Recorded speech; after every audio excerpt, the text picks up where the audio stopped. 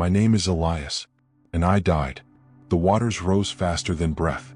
I was pulled beneath, no air, no light, no sound, only pressure.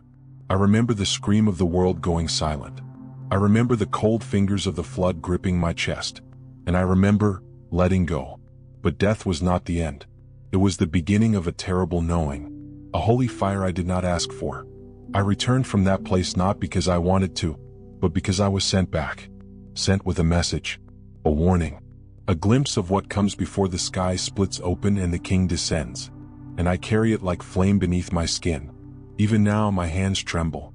Not from fear of dying, but from the fear of disobeying the one who brought me back. I speak because I must. I speak because I saw. And if I stay silent, I will burn. I was only a boy when I crossed over. Only a boy when the veil was torn from my eyes. But what I saw was no child's vision. It was the thunder beneath all things. It was the breath of God moving through the future. I saw Jesus. I saw what happens just before he returns. And I was not shown these things to keep them buried beneath polite silence. I was shown because the world is sleeping. And the trumpet is already at the lips of the angel. You may not believe me. You may not understand. But this truth is heavier than unbelief, louder than doubt. I carry it like a wound that never closes. He called my name in the dark. And now I call yours. This testimony has cost me everything. But silence would cost even more. So I speak for you. For the one watching with questions. For the one who feels it too, that something has shifted. That something is drawing near. This is not a story. It is a vow. A sacred unveiling. A final breath offered back in obedience. Because he showed me what's coming. And what I saw is closer than you think. The time is now. The time is now. The time is now. Before the flood, I lived like any other boy in a small Texas town. I was 14. Skinny knees. Mud-caked sneakers. Mornings were cereal and cartoons, homework I never finished, and afternoons wandering the woods behind our neighborhood with scraped palms and sunburnt cheeks. I loved the sound of cicadas in the trees, the hiss of a garden hose, the crackle of lightning during distant summer storms. Life was ordinary. Innocent almost, but hollow in a way I didn't yet understand. We went to church on Sundays. Sat in pews stiff with silence. I sang hymns I didn't mean. Bowed my head during prayers I never felt. My hands were clean but my soul, it was asleep. Not rebellious. Just unaware. I believed in God the way you believe in gravity, distant, unseen, and only noticed when you fall. We prayed before meals. We said God bless you when someone sneezed. But truthfully I didn't know him. Not like I would. I remember the day before the flood. It was so unbearably normal. Clouds like bruises but no rain. Just that thick, heavy heat pressing down on everything. The kind of heat that makes the dogs too tired to bark and the birds forget to sing. That morning I argued with my mom. Something small. I can't even remember what it was. But I slammed the door harder than I meant to. I remember feeling a strange tightness in my chest afterward. Not guilt exactly, but a whisper of warning. Like something watching. Waiting. It was a Friday. The air felt off. Not wrong. Just expectant. Like the sky was holding its breath. I rode my bike past the church that day and didn't even glance at the steeple. I used to look at the cross as a kid, imagining angels flying around it like birds. But not that day. That day I kept my eyes on the road. Something in me didn't want to be seen. I wish I could say I sensed the storm coming. I didn't. I thought it would be just another weekend. Video games. Peanut butter sandwiches. Falling asleep on the couch with the television humming in the background. But the wind changed that afternoon. Sudden. Sure. Leaves skittered across the ground like they were running from something. The air tasted like metal. The sky turned the color of old bruises, yellow, green, gray. I told myself it was nothing. Just a summer storm. But deep down I knew. Something was stirring. Something ancient. Something holy. And it was coming for me. He called my name in the dark. Long before the waters came. Long before my body would lie still in the deep. He called me, but I didn't hear him. Not yet. That night I couldn't sleep. The air conditioner buzzed too loud. The shadows in my room felt thicker than usual. I stared at the ceiling fan and counted the spins. Somewhere in my chest, I felt a tremble I couldn't name. I know now it was the spirit moving. Not in wind or flame, but in silence. In stillness. In the moment before the storm breaks open. The next morning the rain came, and everything I thought I understood would be swept away. Not just by water but by revelation, by glory, by fire. Because this isn't a story about drowning. It's a story about waking up, about the slow death of comfort and the violent mercy of God. He called my name in the dark, and I didn't answer. So he came to find me, in the flood, in the silence, in the breath between life and death. And what he showed me, what he whispered as I sank, it would unravel everything I thought was real. The time is now. The time is now. The time is now. It began with thunder, not the loud kind that shakes rooftops, but the kind that hums low in the bones, the kind that speaks to the soul before it reaches the sky. The clouds cracked open without warning, and the heavens didn't just rain. They poured judgment. It came fast, too fast. The water swallowed the gutters, then the streets, then the homes. Like the ground had forgotten how to hold anything sacred. My mother's voice trembled as we climbed into the car. She gripped the steering wheel like it was a cross. We were trying to escape, but where do you run when the earth itself is drowning? The road ahead looked like a river, but there was no turning back. The flood had risen behind us too. We were caught in between. The car stalled. Water leaked through the door seams. My mother screamed, pulling at the ignition. My hands were on the window, fogged by breath and panic. And then, the car began to float. Not gently, violently. Spinning, groaning, dragging us into the torrent like a swallowed prayer. I remember the sound of glass cracking, metal twisting, the weight of water pressing against the doors, every second heavier than the last. I tried to open the window. My fingers slipped. I kicked. I shouted. But the river didn't care.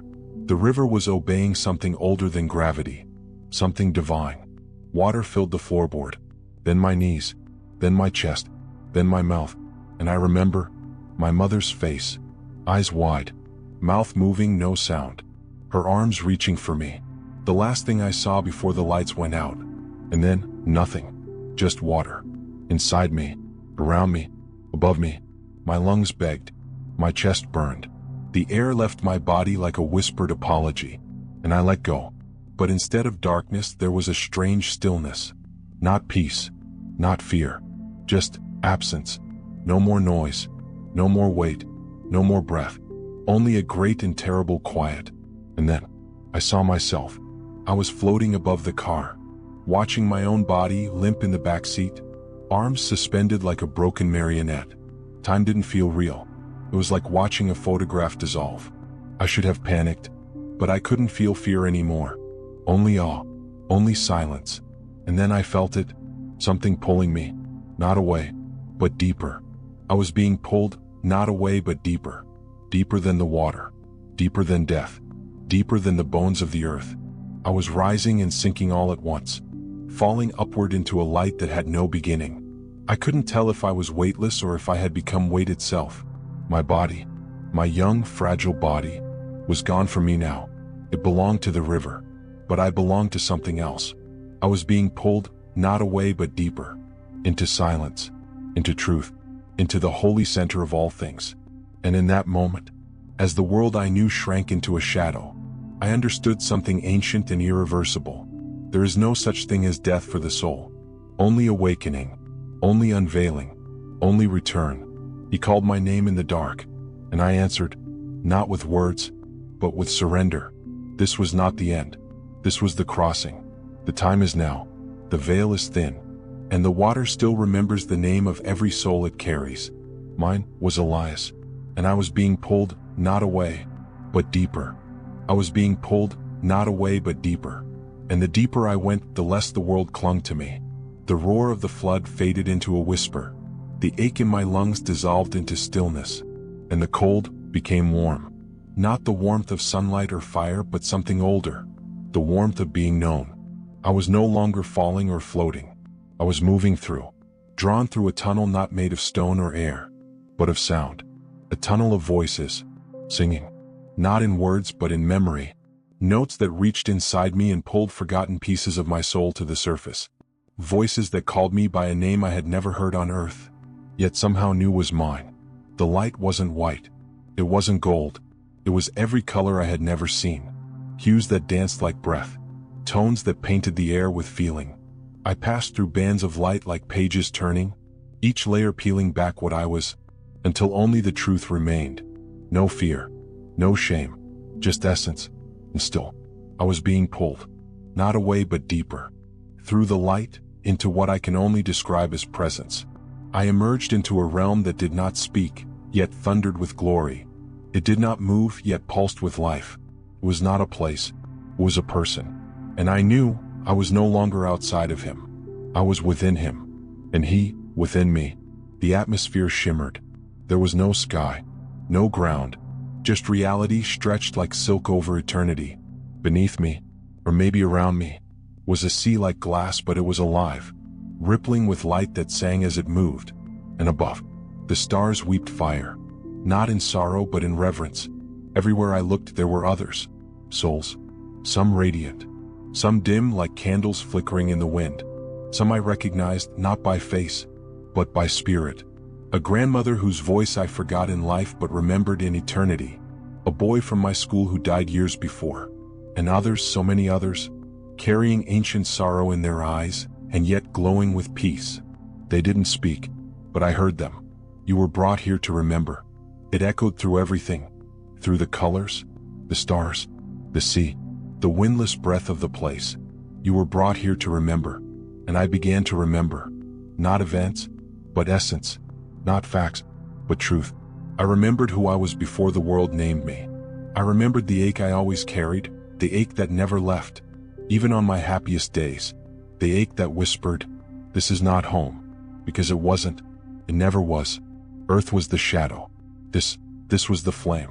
And I was fire too. You were brought here to remember. I remembered walking with him before my birth. I remembered saying yes to the flood, to the pain, to the message. I remembered the vow I made in the silence before I entered the womb. Let me go, and if you bring me back, I will tell them. And he remembered too. There was no fear left in me, not even sorrow, only a holy grief for what we've forgotten. That we are not bodies trying to be spiritual.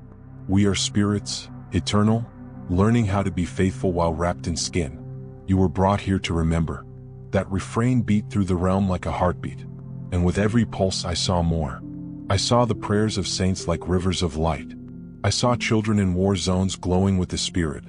I saw elders on their knees, holding back judgment with whispered intercession. I saw the bride of Christ, tattered, tired, but still burning, still waiting. And the sound of the voices swelled again. A sound like mourning and rejoicing in the same breath. You were brought here to remember. I was no longer Elias, the boy. I was Elias, the echo of eternity, the one who had agreed to see, to carry, to return. Because there is a war beneath the veil, a war of memory, a war of awakening. And if we do not remember who we are, we will forget who he is. The realm pulsed with urgency, not panic, not chaos, but urgency, holy pressure, divine insistence. The time is now. I was being filled with weightless fire, not to keep, but to carry, to pour out, to scatter like seeds across sleeping soil. And still, I was being pulled, not away, but deeper, because I had not yet seen him, not face to face, not yet, but soon. And in the silence of that heavenly atmosphere, in the purity of that eternal breath, I waited, because I knew he was coming.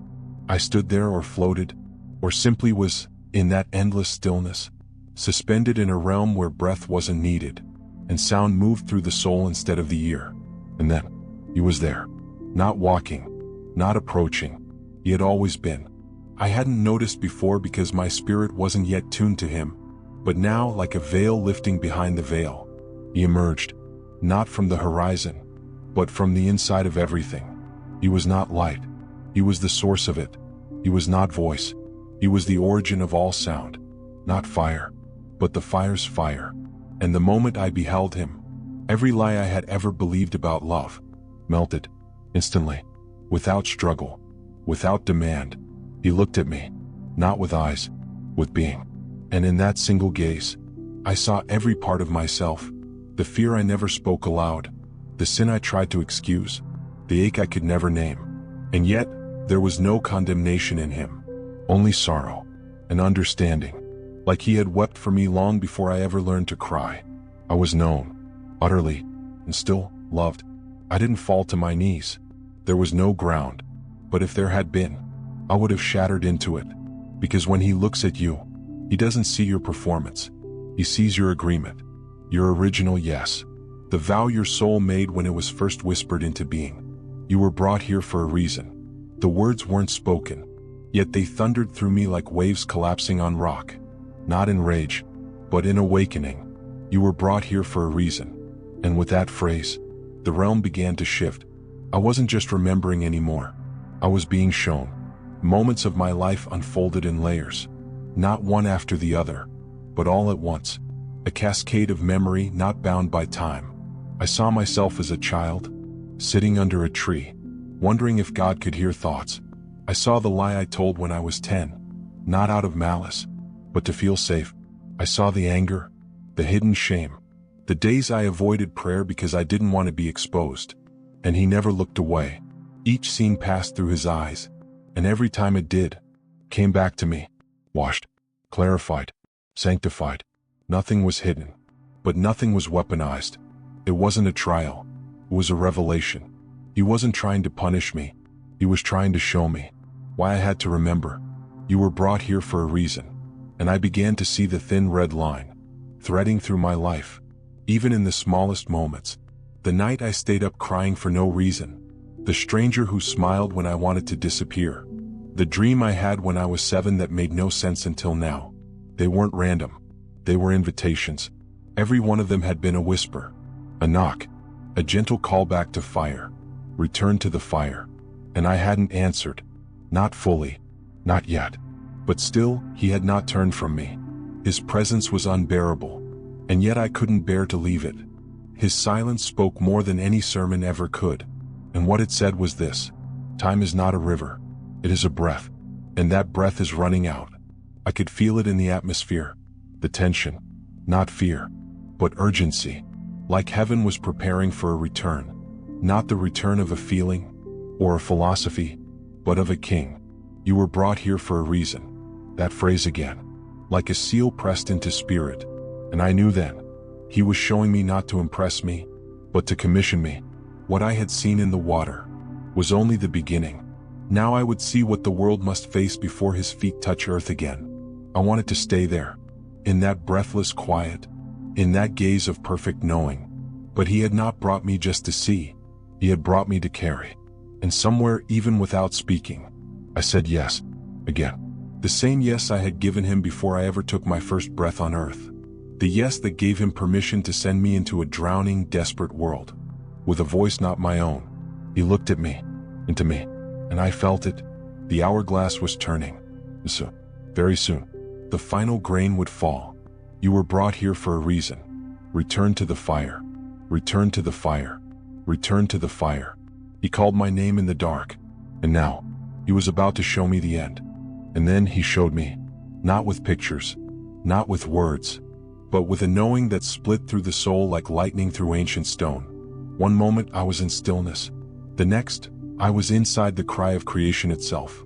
I saw the world, not the one on maps, but the one behind the veil. The world as heaven sees it, and it was burning, not from flame, but from famine. A famine of truth, a drought of remembrance, a sickness of the soul. I saw cities pulsing with noise, but deaf to the spirit. Screens glowing in every hand, yet no light in their eyes. People scrolling, chasing, building, performing, but hollow, like walking echoes of who they were born to be. I saw churches, so many churches, crowded pews, empty hearts, singers on stages, but the altar was cold. Pastors who once burned now entertained, voices loud with opinion, but the fire, was gone. Truth had become a costume, holiness a brand, repentance forgotten.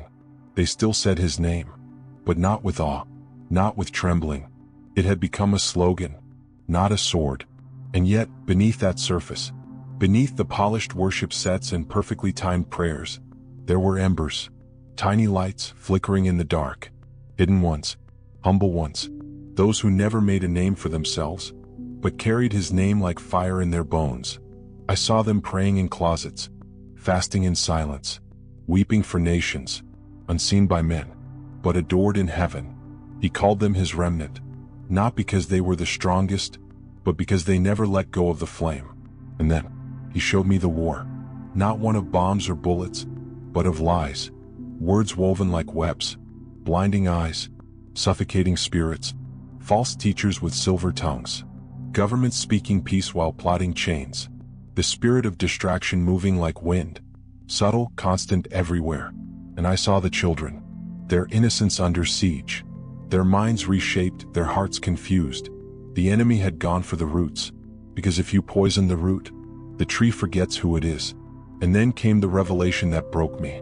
He showed me what had been erased, a people, marked by fire, formed in silence, chosen long ago.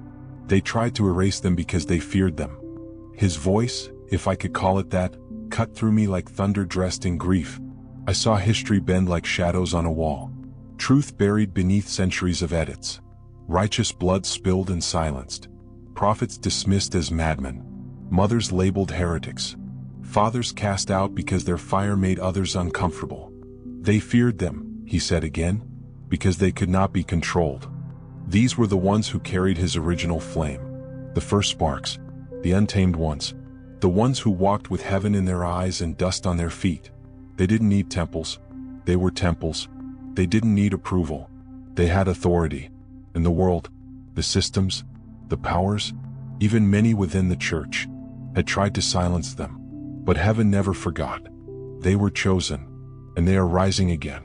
I saw them waking up all over the earth, some in fields, some in prisons, some in cities where no one speaks their name. But the fire had never died, only hidden, only waiting.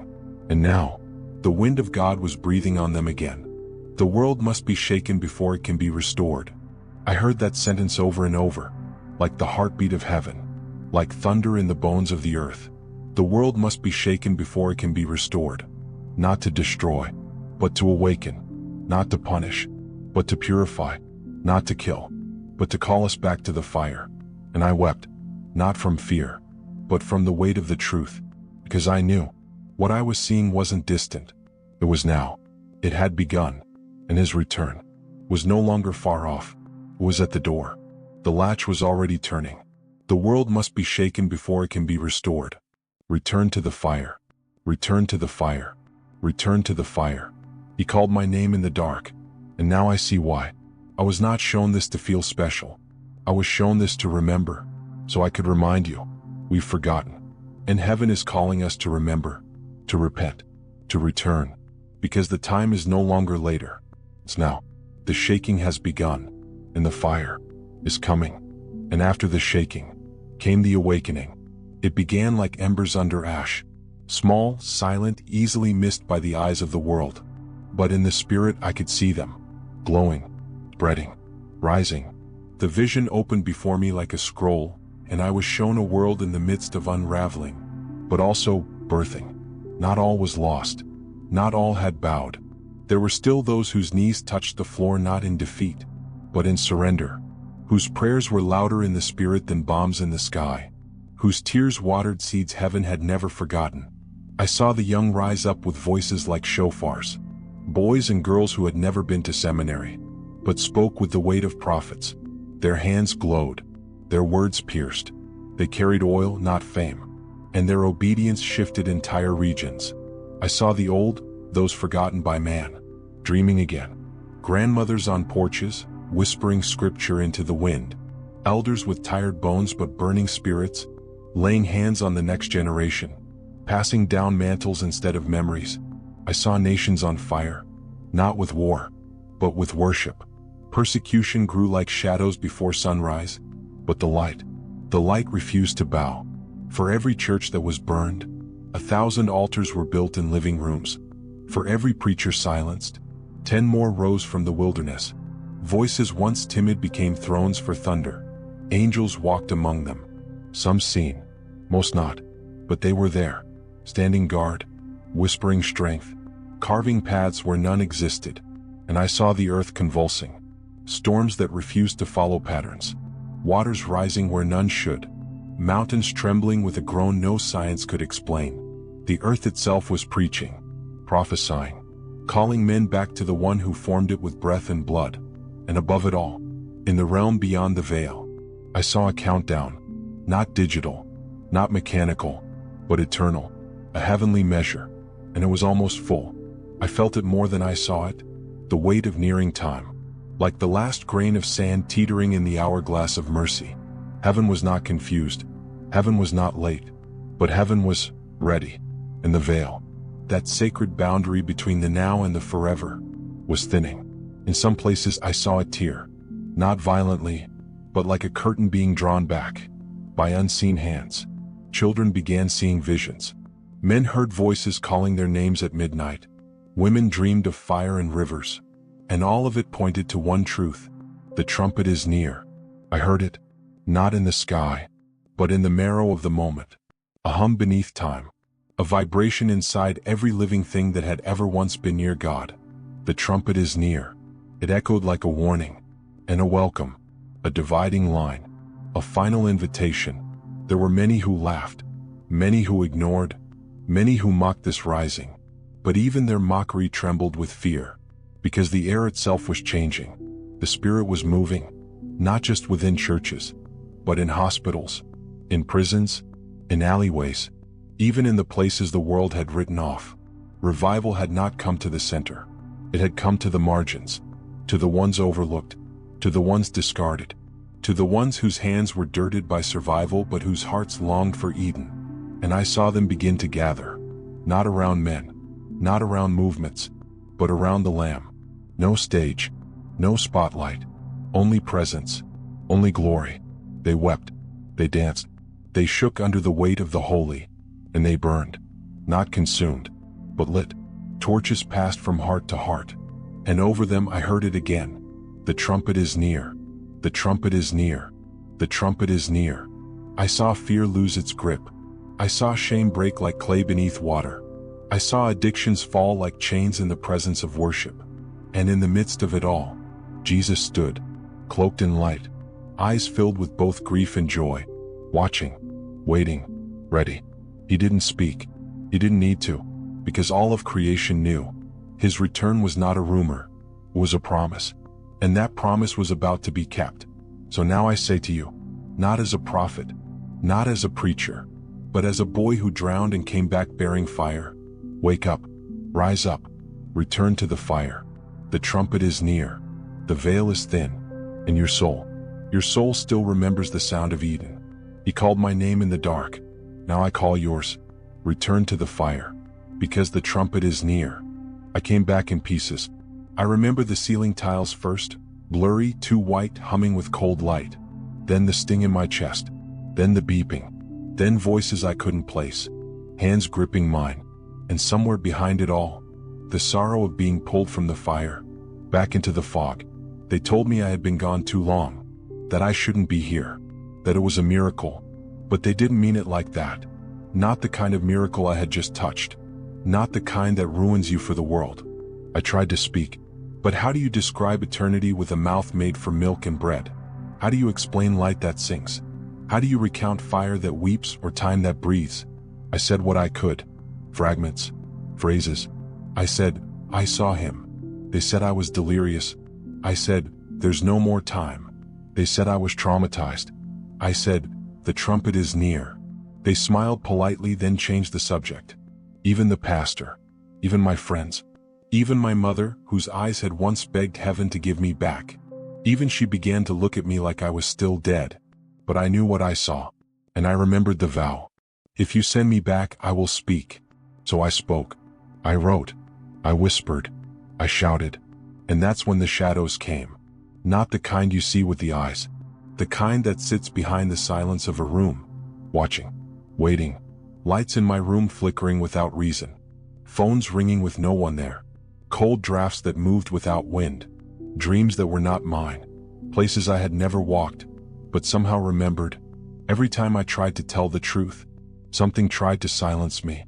Not with fear, but with fatigue, with doubt, with that slow crawling voice that says, it doesn't matter.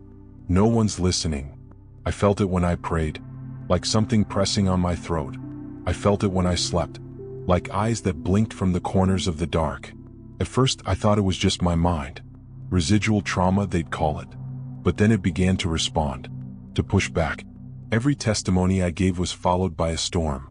People mocking me in private, others twisting my words, some even saying I was being used by darkness, when all I carried was light. And I knew, they don't want this truth to spread. Not people, not flesh, but the spirits behind the veil. The ones who still think they can stop the trumpet from sounding. They don't want this truth to spread, because it wakes people up, because it shatters the comfort that keeps them numb, because it reminds the weary that we were made for fire, not for flickering. The warfare didn't come with swords. It came with silence, with closed doors, with loneliness so thick it felt like drowning all over again. But I remembered the fire. I remembered his eyes, and I remembered the vow. I was not brought back for applause. I was not brought back for ease. I was brought back to be a voice, to be a sign, to cry out while the world still had ears to hear. Return to the fire, even when I'm weary, even when I'm mocked, even when I tremble to speak again. Return to the fire, because it wasn't just a vision, it was a warning. And warnings are not meant to be polished. They are meant to interrupt, to pierce, to divide. They don't want this truth to spread. But I didn't live through death to be silent. I was given back to this world with breath in my lungs, and fire in my bones. And until my final breath leaves again, I will speak. I will remind you, even if I lose everything, even if I stand alone, because I know what's coming. I saw what waits at the edge of time, and I feel the veil thinning with every passing hour. This is not imagination. This is not emotion. This is not superstition. This is the tremble before the trumpet. And still, they whisper in the shadows. Still, they watch, but I am not afraid of them. I fear only one thing now: silence. The silence of a soul who saw the king and said nothing. So I will speak, even if my voice shakes, even if the world turns away. Because I remember, because I was sent, because he called my name in the dark. And I know, they don't want this truth to spread, but heaven does. And the trumpet is near. The trumpet is near. The trumpet is near. This is not a dream. It is a warning. I did not return from that place to tell you a story. I returned because I was shown what waits at the edge of time, and I was told to speak before the last light fades. You may not believe me. You may scroll past these words. You may laugh until the sky splits. But I plead with you now, not as a preacher, not as a prophet, but as a soul who died and was sent back, wearing fire in the bones and tears behind the eyes. The king is coming, and few are ready. This world, it dances on the edge of sleep, intoxicated by noise, drunk on convenience, blindfolded by pleasure. We've made idols out of opinions, altars out of screens, and we've traded the sacred for the shallow. We laugh at holiness. We dismiss repentance. We treat the cross like decoration, and the word like a suggestion. But heaven sees, and the countdown has already begun. The trumpet is not a myth. It is real. It is drawn, and it is near. The distractions are not harmless. They are anesthetics, spiritual numbing agents, designed to keep you asleep. While eternity knocks at your door, there is a war for your soul. Not in the future. No, a war for your attention, your desire, your allegiance. And neutrality is no longer an option. You must choose. I was shown cities on fire, not from bombs, but from the absence of God. I saw churches flooded with people, but void of power. I saw shepherds afraid to speak truth, because they loved the approval of men, more than the fear of the Lord. I saw families divided, not by politics, but by spirits. I saw souls marked, not with ink, but with compromise. And I saw the remnant, the few, the strange, the burning ones, those who have given up the world to inherit the kingdom, those who still tremble at his name, those who fast, who weep, who carry the burden of awakening on their backs. They were hidden, but not for long. They are rising, and you were meant to rise with them. You were chosen to hear this, not by accident, not by coincidence. You were chosen because your soul still remembers the sound of the garden, because your spirit still aches for Eden, because deep down under the noise, you still believe. You were brought here to remember. Remember who you are. Remember who he is. Remember what is coming. Not fear, not shame, but fire, holy fire, not to destroy you, but to refine you, to wake you, to cleanse you, to prepare you. But you must choose. The time is now, not tomorrow, not after one more distraction, not after one more compromise. Now, repent, turn, lay it all down. The pride, the secret sin, the bitterness, the numbness. Fall on your face. Open the word. Let it wound you and heal you. Fast until your flesh quiets. Pray until heaven answers. Because the trumpet is not far. And when it sounds, the time to prepare will be over. This is mercy speaking. This is fire disguised as language. This is your wake-up call. Return to the fire. Return to the fire. Return to the fire. The time is now. Choose. This world will not save you. Its systems will fail. Its comforts will vanish. Its gods will fall. But Jesus will remain. And he is not returning as a lamb. He is coming as a lion. I saw his eyes. I felt the ground tremble beneath his steps. And I know, the hour is late. You were chosen to hear this, because heaven is calling, and eternity is listening. The time is now. Choose, choose, choose. This isn't just my testimony, it's yours too. You may not have drowned in flood waters. You may not have stood on the edge of eternity or heard the thunder behind his silence. But your soul remembers, your spirit knows. You felt the tremble, in dreams, in moments alone, in quiet places when everything in you whispered, there is more than this world can give. I was sent back to remind you, to awaken what's been buried beneath years of noise and comfort, to pull the veil back with trembling hands and say, look, he is still calling, to light the match in a forest of slumbering hearts and whisper, return to the fire, because it was never just about me. This journey, this death, this return, it was about the ones who would hear this and suddenly remember, who would feel the weight of these words not in the mind, but in the marrow. You were chosen to hear this, not by accident, not by coincidence, but by mercy, because the hour is late, because the trumpet is near, because the veil is lifting, and once it lifts, there will be no more time, no more warnings, no more signs, only glory or regret. Are you ready?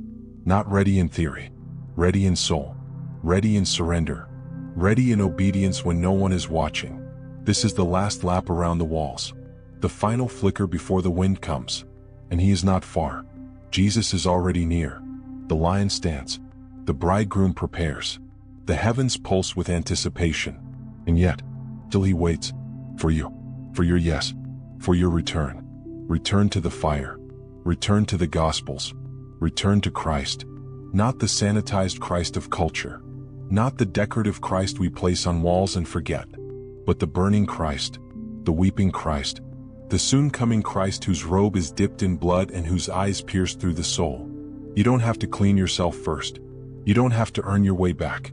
You just have to turn. Just fall at his feet. Just say, Lord, I've wandered, but I want to come home. He will take you, even now, even in your mess, even in your delay. But don't wait. Don't gamble with tomorrow. Don't assume there will be another dream, another warning, another voice. This is your moment. Return to the fire. Return to the fire. Return to the fire. Because when the veil lifts, there will be no more time. Jesus is already near, and he is waiting. If this story stirred something deep in your soul, don't let it fade. Don't scroll past the moment heaven came for you. Subscribe to NDE Tales HQ for more divine testimonies and warnings. Share this with someone who's forgotten, someone asleep, someone like I once was, and above all, return. Before it's too late, return to the fire. Return to the Gospels. Return to Christ. He is waiting.